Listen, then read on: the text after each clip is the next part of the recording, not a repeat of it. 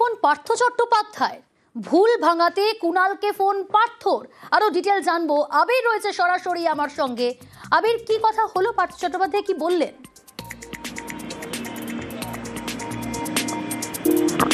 দেখো, পা ভেঙে অস্ত্রোপচারের পর এই মুহূর্তে সল্টলেকের একটি হাসপাতালে ভর্তি রয়েছেন কুণাল ঘোষ। এদিনকে সকালবেলায় তার কাছে একটি অচেনা নম্বর থেকে ফোন আসে। তো তিনি ফোন ধরতেই ফোনের অপর প্রান্তে যে ব্যক্তি, তিনি বলে ওঠেন, আমাকে কি চিনতে পারছো? তো গলা শোনার পরেও কুণাল ঘোষ সূত্রের খবর তাকে জিজ্ঞাসা করেন, না মানে যদি কে বলছেন ফোনে। তখন তিনি বলেন, আমি পার্থ চট্টোপাধ্যায় বলছি, শুনলাম তোমার পা ভেঙে গিয়েছে, অস্ত্রোপচার হয়েছে, তোমার কুশল জানার জন্যই আমি ফোন করলাম। তো এই শারীরিক অসুস্থতার বিষয়ে কথাবার্তা বেশ কিছুক্ষণ সময় চলার পরই সূত্র মারফত যেটা জানা যাচ্ছে, কুণাল ঘোষকে পার্থ চট্টোপাধ্যায় বলে ওঠেন যে তিনি চুরি করেননি, তাকে ভুল বোঝা হচ্ছে, তাকে যেন বিশ্বাস করা হয়, এবং তিনি নাকি এতটা খারাপ মানুষ বা খারাপ লোক নন। বেশ কিছুক্ষণ সময় ধরে সেই কথাবার্তা চলে। যদিও ওই ফোনের ব্যাপারে পার্থ চট্টোপাধ্যায় কোনো প্রতিক্রিয়া এখনো পর্যন্ত দেননি, তবে ফোন যে কুণাল ঘোষের কাছে গিয়েছিল সেটা কুণাল ঘোষ সেই ফোনের সত্যতা স্বীকার করে নিয়েছেন। একই সঙ্গে তিনি উল্লেখ করেছেন যে রাজনৈতিক সহকর্মীর অনেক আগে থেকেও পার্থ চট্টোপাধ্যায়ের সঙ্গে তাদের আলাপ ছিল। তো পার্থ চট্টোপাধ্যায় তার শারীরিক অসুস্থতার খোঁজ পেয়ে তিনি ফোন করেছিলেন, এবং আবেগঘন হয়ে তিনি বেশ কিছুক্ষণ সময় যখন এই কথাগুলো বলেছেন যে তিনি চুরি করেননি, তাকে ভুল বোঝা হচ্ছে, তাকে বিশ্বাস করা হোক, তিনি এতটা খারাপ মানুষ নন, সেই কথাগুলো বলার সময় তিনি কার্যত কান্নাতেও ভেঙে পড়েছিলেন।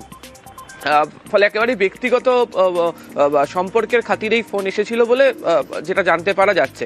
তবে এর আগে আমরা দেখেছিলাম বিভিন্ন সময় যে পার্থ চট্টোপাধ্যায় গ্রেপ্তার হবার পর বিভিন্ন প্রশ্নের উত্তরেও তার যে বিরক্তির প্রকাশ, সেটা কুণাল ঘোষ তিনি করেছিলেন। এবং তোমার মনে থাকবে, পার্থ চট্টোপাধ্যায়কে যখন দল থেকে যখন সাসপেন্ড করা হয়, তখন যে বৈঠক হয়েছিল, সেই বৈঠকের সময় কুণাল ঘোষ তিনি সেখানে উপস্থিত ছিলেন।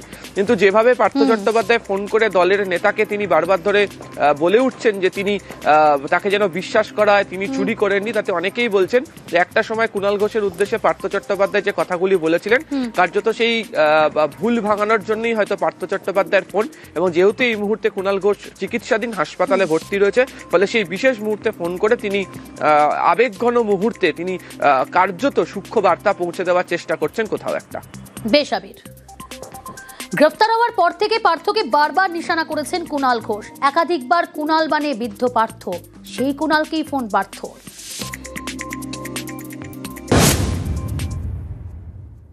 ব্রাত্যকে শিক্ষামন্ত্রী করা হয়েছিল, পার্থদা গাজওয়ারি করে ব্রাত্যকে সরিয়ে শিক্ষামন্ত্রী হয়েছিলেন।